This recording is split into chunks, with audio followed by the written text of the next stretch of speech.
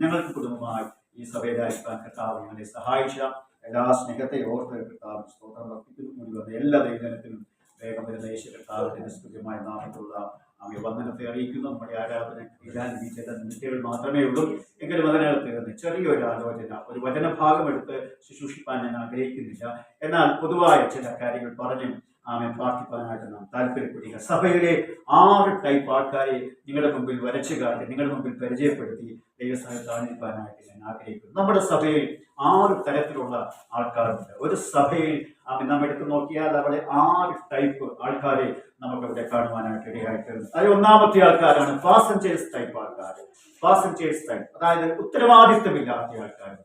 സഭയെ പറ്റി യാതൊരുമാകുന്ന ഉത്തരവാദിത്വ മനോഭാവങ്ങളോ ഇല്ലാത്ത ഒരു കൂട്ടം ആൾക്കാരെ നമുക്ക് സഭയിൽ കാണുവാനായിട്ട് ഇടയായിത്തീരും. ഇവിടെയുള്ള ദൈവമക്കളെല്ലാം നിങ്ങളുടെ ഈർപ്പം കിട്ടി നിങ്ങളെ പറ്റി പറയുന്നത് പോലെ നിങ്ങളുടെ പേര് ഞങ്ങളുടെ നാട്ടിലെ ആൾക്കാരെ സഭയിലെ ഏറ്റവും ഒന്നാമതായി കാണുന്ന ആൾക്കാരാണ് പാസഞ്ചേഴ്സ് ടൈപ്പ് ആൾക്കാർ. ഉത്തരവാദിത്വം, സഭയെ പറ്റി യാതൊരുമാകുന്ന ഉത്തരവാദിത്വം ഇല്ലാത്ത ആൾക്കാർ. സഭയിൽ കടന്നു വരിക, ആരാധിക്കുക, അല്ലെങ്കിൽ എന്തെങ്കിലും ദശാംശം ഉണ്ടെങ്കിൽ അത് കൊടുക്കുക, സ്തോത്രാഴ്ച ഉണ്ടെങ്കിൽ അതിട്ടിട്ട് പോകുന്ന, സഭയെ പറ്റി യാതൊരു ചിന്തകളോ ഉത്തരവാദിത്വവും ഇല്ലാത്ത ആൾക്കാരെ നമുക്ക് ഇവിടെ കാണുവാനായിട്ട് കഴിയും. നമുക്കറിയാം, നമ്മളൊക്കെ ബസ്സിൽ യാത്ര ചെയ്യുന്നവരാണ്. KSRTC ആകട്ടെ, പ്രൈവറ്റ് ബസ്സിലാകട്ടെ, ഒക്കെ നമ്മൾ ബസ്സിൽ യാത്ര ചെയ്യുന്ന ആൾക്കാരാണ്. നമ്മൾ ആ ബസ്സിൽ യാത്ര ചെയ്ത് ടിക്കറ്റ് എടുത്തു. നമ്മുടെ ഒറ്റ ലക്ഷ്യം നമുക്ക് വല്ല വിധേന നമ്മുടെ ഡെസ്റ്റിനേഷനിൽ നമ്മൾ ചെന്നെത്തേണ്ട സ്ഥാനത്ത്, നമ്മുടെ ലക്ഷ്യസ്ഥാനത്ത് ചെന്നെത്തുക എന്നുള്ളത് മാത്രമേ ഉള്ളൂ. ആ വാഹനത്തിന്റെ കാര്യം, ഇത് ആരാ കഴുകുന്നത്, ഇതിന്റെ മെയിൻ്റെനൻസ് ഒക്കെ എങ്ങനെയാണ്, ഇതിന് ഡീസൽ എത്രയാകും, ഇതിന് ഡ്രൈവർക്കാരാ, ശമ്പളം കൊടുക്കുന്നത്, ക്ലീനർക്കാരാ, എങ്ങനെയൊന്നും നമ്മൾ ചിന്തിക്കാറില്ല. അതൊന്നും നമ്മുടെ മൈൻഡിൽ കൊണ്ടു നടക്കേണ്ടുന്ന ഒരു വിഷയമല്ല. നമ്മൾ ആരും അതിനെപ്പറ്റി ചിന്തിക്കാറില്ല. നമുക്ക് അതിന്റെ ആവശ്യമില്ല. കാരണം നമുക്ക് ആ ബസ്സിനെ പറ്റി യാതൊരു വിധമാകുന്ന ഉത്തരവാദിത്വം ഇല്ലാത്തത് കൊണ്ട് നമ്മൾ ടിക്കറ്റ് എടുത്തു, നമുക്ക് ഇറങ്ങേണ്ട സ്ഥാനത്ത് ഇറങ്ങണം എന്ന് മാത്രമേ നമ്മുടെ ലക്ഷ്യമുള്ളൂ. അതിലേക്ക് നമ്മൾ പോകുന്നു എന്ന ക്രമത്തിൽ സഭയെപ്പറ്റി യാതൊരു വിധമാകുന്ന ഉത്തരവാദിത്വം ഇല്ലാത്തവരായി നാം ആയിത്തീരാൻ കർത്താവ് നമ്മെ കുറിച്ച് ആഗ്രഹിക്കുന്നില്ല. നാം ആരാധനയിലും പ്രാർത്ഥനയിലും ദൈവിക വിഷയത്തിലും ദൈവസഭാ കാര്യത്തിലും ഒക്കെ നാം മുൻപന്തിയിലായിരിക്കണമെന്നാണ് ദൈവം നമ്മെ കുറിച്ച് ആഗ്രഹിക്കുന്നത്. ആരാധനാ കാര്യങ്ങളിൽ, പ്രാർത്ഥനാ കാര്യങ്ങളിൽ, സഭാകാര്യങ്ങളിൽ മുൻപന്തിയിലായിരിക്കണം എന്ന് കർത്താവ് നമ്മെ കുറിച്ച് ആഗ്രഹിക്കുന്നു. ഇവിടെയുള്ള ദൈവസഭ അങ്ങനെ ആയിത്തീരട്ടെ എന്ന് ഞാൻ പ്രാർത്ഥിക്കുന്നു. അങ്ങനെ ആകുന്നതിനാൽ ഞാൻ കർത്താവിന് സ്തോത്രം അർപ്പിക്കുന്നു. ഞാൻ പണ്ട് ഒരു കഥ കേട്ടിട്ടുണ്ട്. നമ്മുടെ 10 വിരലുകളുടെ ഒരു കഥ എനിക്ക് കേൾക്കുവാനായിട്ട് എന്റെ പിതാവ് പറഞ്ഞതാണ് കേൾക്കുവാനായിട്ട് ഇടയായിത്തീർന്നിട്ടുണ്ട്. ഒരിക്കൽ ഈ വിരൽ എഴുന്നേറ്റിട്ട് പറഞ്ഞു, അല്ലയോ സഹോദരന്മാരെ, ഞാനാണ് നിങ്ങളിൽ വലിയവൻ, ഞാനാണ് നിങ്ങളുടെ രാജാവ്. കാരണം ഞാൻ കൂടാതെ നിങ്ങൾക്ക് പെർഫെക്റ്റ് ആക്കും യഥാക്രമം നിങ്ങൾക്കൊന്നും ചെയ്യാൻ കഴിയത്തില്ല. സ്വാതന്ത്ര്യത്തോടെ, തന്മയക്കത്തോടെ നിങ്ങൾക്കൊന്നും ചെയ്യാൻ കഴിയത്തില്ല. ഞാൻ ഉണ്ടെങ്കിൽ മാത്രമേ നിങ്ങൾക്ക് യഥാക്രമം ഫ്രീയായി എന്തെങ്കിലും ചെയ്യാൻ കഴിയത്തുള്ളൂ. ശരിയല്ല, നമ്മുടെ ഈ കമ്പുകൾ ഇല്ലെങ്കിൽ നമുക്ക് മറ്റുള്ളവർക്കൊക്കെ നല്ല നിലയിൽ കാര്യങ്ങൾ ചെയ്യാനോ പെർഫെക്റ്റ് ആയിട്ട് ചെയ്യാനോ ഒന്നും കഴിയത്തില്ലല്ലോ. അതിന്റെ സാന്നിധ്യം വളരെ പ്രധാനപ്പെട്ടതാണ്. അതുകൊണ്ട് അദ്ദേഹം എഴുന്നേറ്റിട്ട് പറഞ്ഞു, ഞാനാണ് നിങ്ങളിൽ വലിയവൻ, ഞാനാണ് നിങ്ങളുടെ രാജാവ് എന്ന് പറയാനായിട്ട് ഇടയായിത്തീർന്നു. രണ്ടാമത്തെ പുള്ളി ചൂണ്ടുവിരൽ എഴുന്നേറ്റിട്ട് പറഞ്ഞു, അല്ലയോ സഹോദരന്മാരെ, ആധികാരികമായി സംസാരിക്കാൻ എന്നെ കൊണ്ടേ കഴിയത്തുള്ളൂ, അധികാരത്തോടെ സംസാരിക്കാൻ എന്നെ കൊണ്ടേ കഴിയത്തുള്ളൂ. ഒരാളുടെ മുഖത്ത് നോക്കി അധികാരത്തോടെ നമ്മൾ സംസാരിക്കുമ്പോൾ ഈ വിരലല്ലേ ചൂണ്ട്, നിന്നെ തട്ടിക്കളയും, നിന്നെ കാച്ചിക്കളയും, അടിക്കുപടി എന്നൊക്കെ പറഞ്ഞ് അവൻ അധികാരത്തോടെ സംസാരിക്കാൻ, ആധികാരികമായി സംസാരിക്കാൻ ഈ ചൂണ്ടുവിരൽ തന്നെ കഴിയത്തുള്ളൂ. അതുകൊണ്ട് അദ്ദേഹം എഴുന്നേറ്റ് പറഞ്ഞു, അധികാരത്തോടെ സംസാരിക്കാനുള്ള കഴിവ് എനിക്ക് മാത്രമേ ഉള്ളൂ. ആകയാൽ ഞാനാണ് നിങ്ങളുടെ വലിയവൻ, ഞങ്ങളിൽ വലിയവൻ ഞാനാണ്, അതുകൊണ്ട് ഞാനാണ് നിങ്ങളുടെ രാജാവ്. മൂന്നാമത്തെ പുള്ളിക്കാരൻ എഴുന്നേറ്റിട്ട് പറഞ്ഞു, അല്ലയോ സഹോദരന്മാരെ, ഇച്ചിരി ഗെറ്റപ്പും ഇച്ചിരി സെറ്റപ്പും ഒക്കെ ഉള്ളത് എനിക്കാണ്. കണ്ടാൽ ഇച്ചിരി ഒരു നല്ല ആൾരൂപമുണ്ട്, കണ്ടാൽ ഇച്ചിരി ഒക്കെ ഉണ്ട്, അതുകൊണ്ട് ഞാനാണ് നിങ്ങളിൽ വലിയവൻ. നമ്മുടെ വഴിച്ചാനെ പോലൊക്കെ നല്ല തടിയും തൻ്റെ ഒക്കെ ഉള്ളത് എനിക്കാണ്, അതുകൊണ്ട് ഞാനാണ് നിങ്ങളിൽ വലിയവൻ, ഞാനാണ് നിങ്ങളുടെ രാജാവ് എന്ന് പറയാൻ ശരിയായിട്ടുള്ളൂ. നാലാമത്തെ പുള്ളിക്കാരനെ പറഞ്ഞു, സഹോദരന്മാരെ, ഒരു ആശയവിനിമയം നടത്തണമെങ്കിൽ മറ്റുള്ളവരുമായിട്ടൊരു ഒരു കമ്മ്യൂണിക്കേഷൻ എന്നെ കൊണ്ടേ കഴിയത്തുള്ളൂ, ഒരു ആശയവിനിമയം എന്നെ കൊണ്ടേ സാധ്യമാകുകയുള്ളൂ. ശരിയാ, നമ്മുടെ കല്യാണത്തിനൊക്കെ ചെല്ലുമ്പോൾ മോതിര കൈമാറ്റം നടത്തുന്നത് അല്ലെങ്കിൽ മറ്റുള്ള ചടങ്ങുകളിലൊക്കെ ഒരു ആശയവിനിമയം ഒരു കൈമാറ്റം നടത്തുന്നത് ഈ വിരലിൽ കൂടിയാണ്. അതുകൊണ്ട് അദ്ദേഹം പറഞ്ഞു, മറ്റുള്ളവരുമായിട്ട് ഒരു കമ്മ്യൂണിക്കേഷൻ, ഒരു ആശയവിനിമയം അത് എന്നെ കൊണ്ടേ സാധ്യമാകുകയുള്ളൂ, അതുകൊണ്ട് ഞാനാണ് നിങ്ങളിൽ വലിയവനെന്ന് പറയാനായിട്ട്.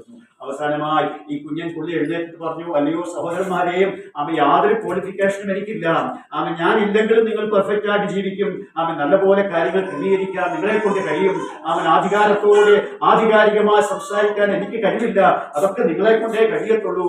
ഞാൻ നിങ്ങളിൽ ചെറിയവനാ. മൂന്നാമത്തെ പുള്ളി പറഞ്ഞതുപോലെ സെറ്റപ്പോ ഗെറ്റപ്പോ ഒന്നും എനിക്കില്ല. ആരും എന്നിൽ ആശയ കൈമാറ്റം നടത്താറില്ല, ആശയവിനിമയം നടത്താറില്ല. പക്ഷെ ഒരു കാര്യത്തിൽ ആത്മീക വിഷയത്തിൽ ദൈവത്തോട് ഞാനാണ് ഏറ്റവും അടുത്തിരിക്കുന്നത്. ഒരു യോഗ്യതയും എനിക്ക് പറയാനില്ല, ഒരു ക്വാളിഫിക്കേഷനും എനിക്ക് പറയാനില്ല, മാനുഷികമായ നിലയിൽ ഒന്നും എനിക്ക് പറയാനില്ല. പക്ഷേ ഞാൻ ദൈവത്തോട് ഏറ്റവും അടുത്തിരിക്കുന്നു. ശരിയല്ലേ? നാം കലണ്ടൂക്ക് ദൈവത്തോട് പ്രാർത്ഥിക്കുമ്പോൾ ദൈവത്തോട് ഏറ്റവും അടുത്തിരിക്കുന്നതാരാ? കൊച്ചു പുള്ളികൾ. ബാക്കിയുള്ള പുള്ളികളെല്ലാം വലിയ വീരന്മാർ മുഴുക്കിയ സകല പുള്ളികളെയും പുറന്തള്ളിക്കൊണ്ട് അദ്ദേഹമാണ് ഏറ്റവും മുമ്പിൽ നിന്ന് ദൈവമായി അടുത്തിരിക്കുന്നത്.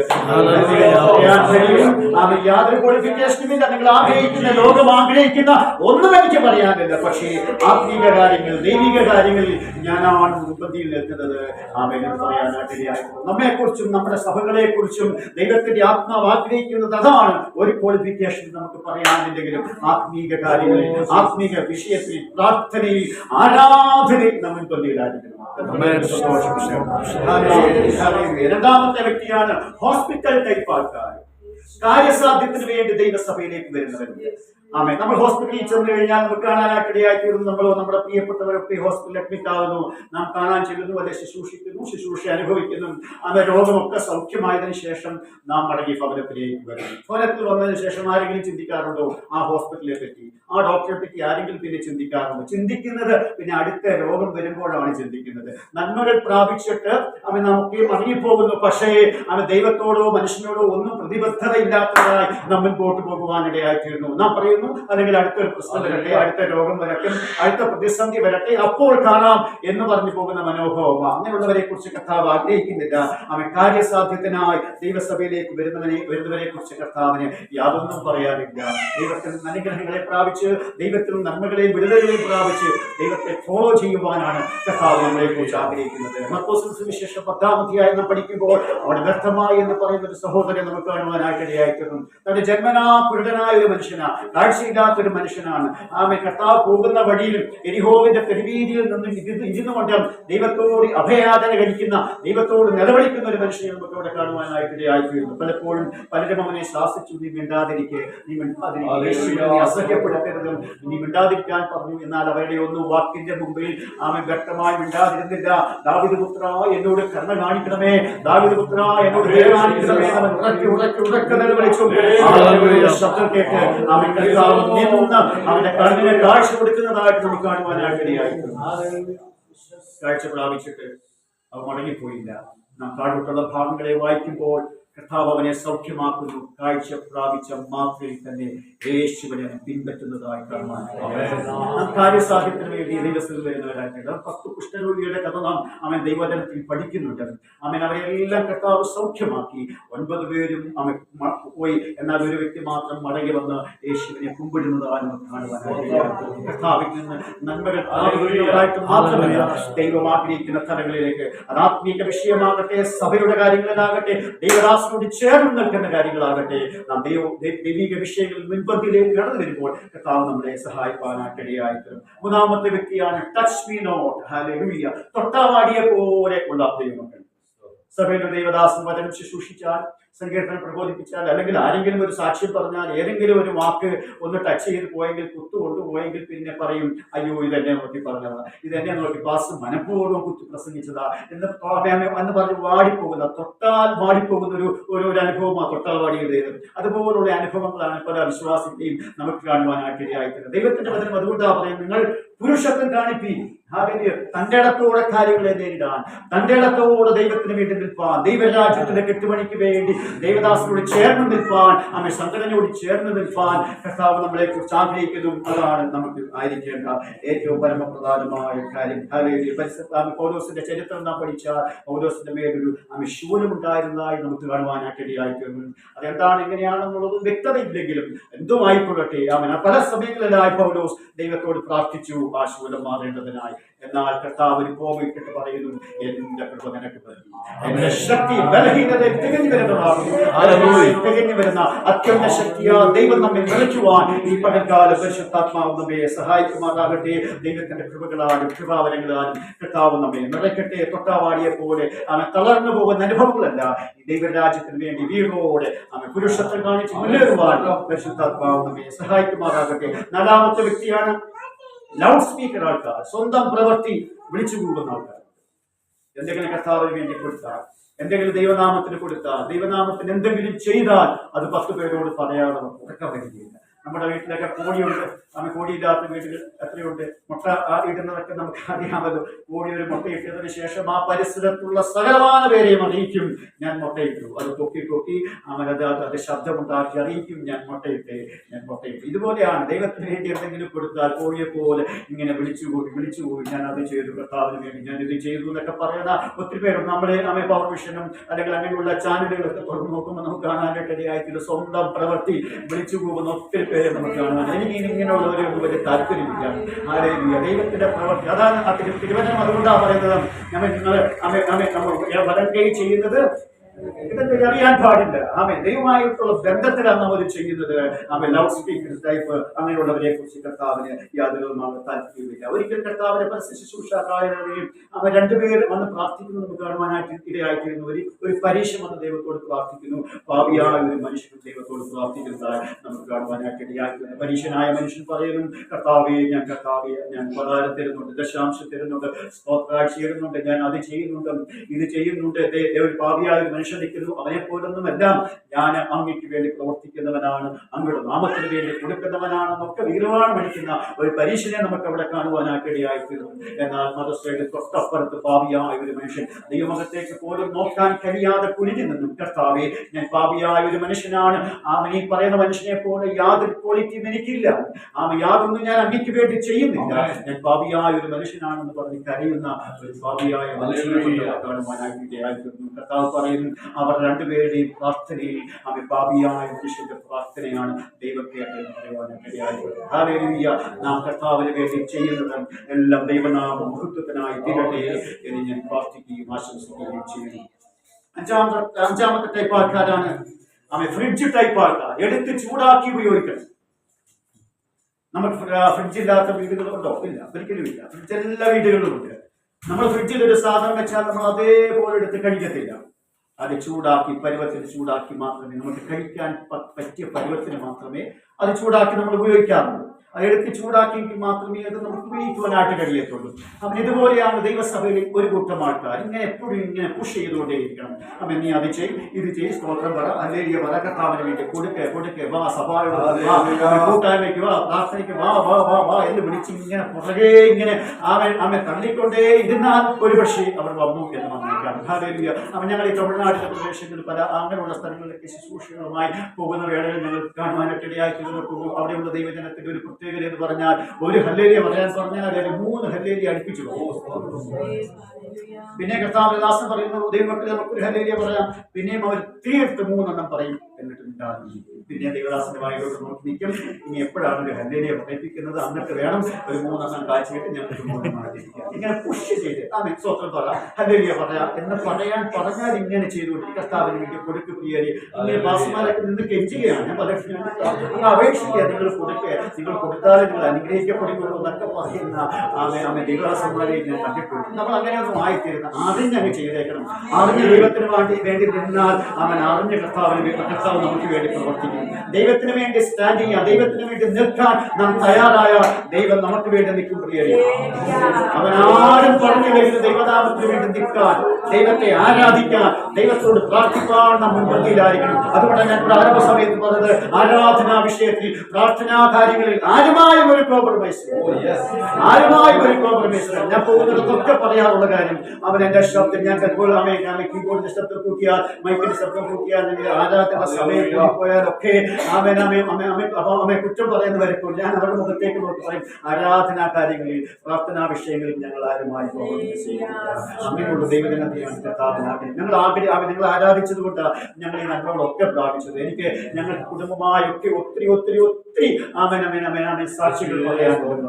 ഇവിടെ പറഞ്ഞാൽ തീരാത്ത സമയം പോരാതെ വണ്ണം ഞങ്ങൾക്ക് സാക്ഷികൾ പറയാറുണ്ട്. ഞങ്ങൾ ആരാധിച്ചത് കൊണ്ട് അതൊക്കെ ആരാധിക്കുന്ന നമുക്ക് അവർ കടക്കാരല്ല, ആരാധിക്കുന്ന നമുക്ക് അവൻ കടക്കാരനല്ലവേ അല്ല. അത് വിശ്വസിക്കുന്നവർക്കാണ് തീഷ്ണതയോടെ നിന്ന് നമുക്ക് വേണ്ടി നൽകുന്ന ഒരു നല്ല കർത്താവിന്റെ സാന്നിധ്യത്തിനാണ് അവസാനത്തതും പരമപ്രധാനമായിട്ടുള്ള കാര്യം ജനറേറ്റർ ടൈപ്പാണ്.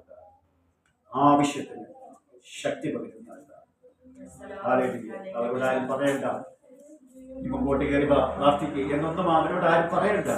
ആവശ്യത്തിന് ഒരു ജനറേറ്റർ കണക്കെ ആവശ്യത്തിന് ശക്തി പകരുന്ന ഒരു വ്യക്തം ദൈവത്തിന്. അവരെ കുറിച്ചാണ് ദൈവത്തിന് താല്പര്യമുള്ളത്. അവരെ കൊണ്ട് മാത്രമേ ഒരു സഭ വളരുകയുള്ളൂ.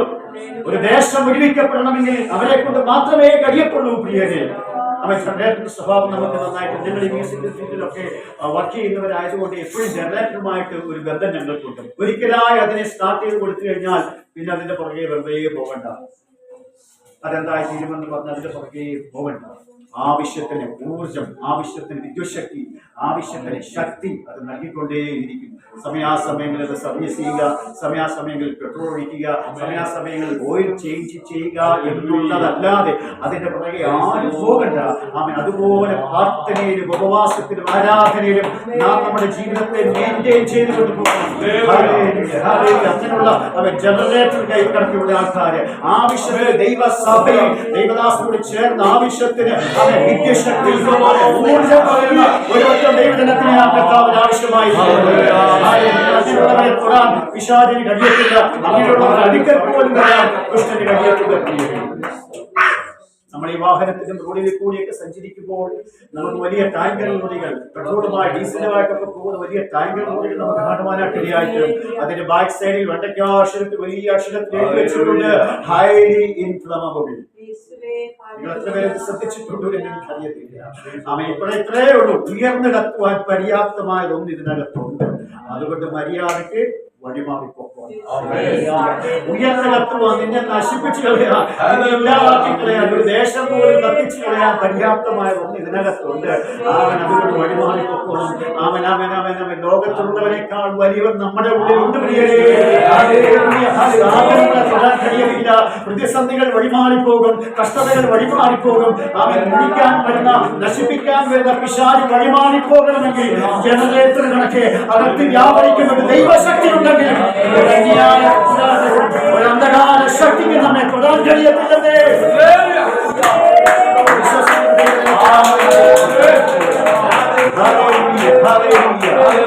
കൊച്ചുകുട്ടി മുതൽ വലിയവരെയും എല്ലാവർക്കും സാക്ഷ്യം പറയാൻ അല്പസമയം തന്നു കഴിഞ്ഞാൽ ഈ കുഞ്ഞു മുതൽ അവൻ പ്രായമുള്ള ആൾ വരെയും പറയും, നമ്മുടെ സീനിയർ പാസ്റ്റർ ഉൾപ്പെടെ എല്ലാവരും പറയും, കർത്താവിലേക്ക് വേണ്ടി അത് ചെയ്തു, കർത്താവിലേക്ക് വേണ്ടി ചെയ്തു, എന്റെ രോഗത്തെ സൗഖ്യമാക്കി. ദൈവം ചെയ്ത ഒത്തിരി പ്രവൃത്തികൾ നമുക്ക് നിരത്തുവാറുണ്ട്. നമുക്ക് ഏൽപ്പിച്ച, നമുക്ക് തന്ന സമയത്തിനപ്പുറമായി, അതിനേക്കാളൊക്കെ അപ്പുറമായി കർത്താവ് ചെയ്ത നന്മകളെ നമുക്ക് പറയാറുണ്ട്. എന്നാൽ പരിശുദ്ധാത്മ നിയോഗത്തിൽ ഞാൻ നിങ്ങളോട് ചോദ്യം ചോദിക്കട്ടെ, കർത്താവ് നമുക്ക് വേണ്ടി ഒത്തിരി ചെയ്തു തന്നു, എന്നാൽ കർത്താവിനെ വേണ്ടി നാം എന്ത് ചെയ്തു? പറഞ്ഞത് എത്ര പേർക്ക് മനസ്സിലായെന്ന് എനിക്കറിയത്തില്ല. കർത്താവ് നമുക്ക് വേണ്ടി ഒത്തിരി നന്മകൾ ചെയ്തിട്ടുണ്ട്, എന്നാൽ കർത്താവിന് വേണ്ടി നമുക്ക് എന്ത് ചെയ്യാൻ കഴിയും? എന്തെങ്കിലും ചെയ്യാൻ കഴിഞ്ഞിട്ടുണ്ടോ? എല്ലായ്പ്പോഴും പാസ്റ്റർമാരെ പോലെ നമുക്ക് വീട് വീടാന്തരം കയറി ഇറങ്ങി പ്രവർത്തിച്ച് സുവിശേഷം പറയാൻ എന്നൊരു നിയോഗമൊന്നും നമുക്കുണ്ടായി എന്ന് വരികയില്ല. അങ്ങനെയുള്ള എല്ലാവർക്കും കഴിവ് ഉണ്ട് എന്ന് ഞാൻ വിശ്വസിക്കുന്നില്ല. എന്നാൽ പ്രാർത്ഥനാ മുറിയിൽ കടന്ന് ശുശ്രൂഷിക്കുന്ന ദൈവദാസന്മാർക്ക് വേണ്ടി, നമ്മളെ നിലനിൽക്കുന്ന ദൈവദാസന്മാർക്ക് വേണ്ടി, അവരുടെ കുടുംബങ്ങൾക്ക് വേണ്ടി, സഭയ്ക്ക് വേണ്ടി, സഭയിലേക്ക് വിശ്വാസ കുടുംബങ്ങളെ ഓർത്ത് കരഞ്ഞ് പ്രാർത്ഥിക്കാൻ ഒരു വരം നാം പ്രാപിക്കണം. നമ്മളെ കൺവെൻഷൻ പ്രാസംഗികരായിട്ട് തീരാനൊന്നും നമുക്ക് കഴിഞ്ഞു എന്ന് പറയുകയില്ല. ഞങ്ങൾ ബൈലിച്ചാനെ കുറിച്ച് ആഗ്രഹിക്കുന്നതും ബൈലിച്ചാൻ കർത്താവിൽ ഞാൻ അദ്ദേഹത്തിൽ കാണുന്ന ഒരു ക്വാളിഫിക്കേഷൻ മറ്റുള്ളവരുടെ സാധുക്കളുടെ ആഗ്രഹത്തിൽ, സാധുക്കളുടെ ആവശ്യത്തിൽ മനസ്സറിയുന്ന ഒരു നല്ല ഭക്തനെയാണ് എനിക്ക് അദ്ദേഹത്തിൽ കാണുന്നത്. വലിയ പ്രസംഗ പ്രശ്നപാണ്ഡവമോ അല്ലെങ്കിൽ വാക്ചാതുര്യമോ ഒന്നും തനിക്കില്ല. പക്ഷേ തൻ്റെ ഉള്ളിൽ മറ്റുള്ളവരെ ഹെൽപ്പ് ചെയ്യാനും മറ്റുള്ളവർക്ക് വേണ്ടി നിൽക്കാനും മറ്റുള്ളവരെ പ്രൊമോട്ട് ചെയ്ത് കൊണ്ടുവരുവാനുള്ള പ്രത്യേകമായ ഒരു കഴിവ് അദ്ദേഹത്തിന് മേലുണ്ട്. അതിൽ അദ്ദേഹം വിശ്വസ്തനാണ്. അദ്ദേഹത്തെ ഓർത്ത് ഞാൻ ദൈവത്തിന് സ്തോത്രം അർപ്പിക്കണം. ദൈവമായ കർത്താവ് അദ്ദേഹത്തെ ധാരാളമായി കുടുംബമായി സഹായിക്കുമാറാകട്ടെ. ദൈവത്തിന് വേണ്ടി തീഷ്ണതയോടെ നിൽക്കുക. അകത്തളങ്ങളിൽ വ്യാപരിക്കുന്ന ദൈവശക്തി അത് ഉപവാസത്താലും പ്രാർത്ഥനയാലും അന്തരീക്ഷത്തിനാലും അവനത് മുൻപിലേക്ക് കൊണ്ടുവന്ന ദൈവസഭയ്ക്കും ദൈവനാമത്തിനും ദൈവജനത്തിനൊക്കെ പ്രയോജനപ്പെടുന്നവരായി തീരാൻ കർത്താവ് നമ്മെ സഹായിക്കുമാറാകട്ടെ. പിശാചിന്റെ അജണ്ടയെ തകർക്കുന്ന ദൈവിക അഭിഷേകം പ്രാപിച്ച് വരും ദിവസങ്ങളിൽ കർത്താവിന്റെ വരവ് ഏറ്റവും അടുത്തു. ഞങ്ങൾ കുടുംബമായി പലപ്പോഴും പറയാറുണ്ട്, ഞങ്ങൾ അങ്ങോട്ടും ഇങ്ങോട്ടും പറയാറുണ്ട്, കർത്താവിന്റെ വരവ് ഏറ്റവും സമീപമായി. നാം അതിന്റെ ലക്ഷ്യങ്ങളൊക്കെ കണ്ടുകൊണ്ടിരിക്കുകയാണ്. കർത്താവിന്റെ വരവ് അടുത്തു. വല്ല വിധേനയും നല്ലവനെ വിശ്വസ്തനുമായ ദാസനെ ദാസി എന്ന പേർവിളിക്ക് ഓഹരിക്കാരായി തീരാൻ നാം പ്രാപ്തരായിരിക്കുകയാണ്. ആമേൻ. നമ്മുടെ പ്രയത്നങ്ങൾ, നമ്മൾ ചെയ്ത വേലകളൊന്നും വൃഥാവായി പോകല്ലേ. വിശുദ്ധിയിലും വേർപാടിനും ദൈവരാജ്യത്തിന്റെ മഹിമയ്ക്ക് വേണ്ടി അവൻ ഒന്നുകിൽ നമ്മുടെ ആയുസിന്റെ അവസാനം വരെ അല്ലെങ്കിൽ കർത്താവിന്റെ രണ്ടാം വരം വരെ ദൈവത്തിന് വേണ്ടി നിലകൊള്ളുവാൻ പിശാചിന്റെ അജണ്ടയെ തകർത്ത് ദൈവിക അഭിഷേകത്തെ പ്രാപിച്ച് നാം കേട്ടതുപോലെ ഒരു ജനറേറ്റർ കണക്ക് ആവശ്യത്തിന് ദൈവസഭയിലും ദൈവരാഷ്ട്രവും ചേർന്ന് നിന്ന് അവൻ വലിയ പ്രവൃത്തി ചെയ്യാൻ പരിശുദ്ധാത്മാവ് നമ്മെ സഹായിക്കട്ടെ. വരുവാൻ സമയമായി ഒരുങ്ങാൻ പ്രിയരെ. ദൈവമായ കർത്താവ് നമ്മെ സഹായിക്കട്ടെ. എന്നപ്പോൾ സമയത്തെ അനുവദിച്ചു തരണം. കർത്താവിന് ശ്രേഷ്ഠദാസന സഭയോട് നന്ദി അറിയിക്കുന്നു. നമ്മുടെ കർത്താവ് വേഗം വരുന്നു. പ്രതീക്ഷയോടെ പ്രത്യാശയോടെയായിരിക്കുന്ന എല്ലാ പ്രിയപ്പെട്ടവർക്കായ സ്തോത്രം. കരങ്ങൾ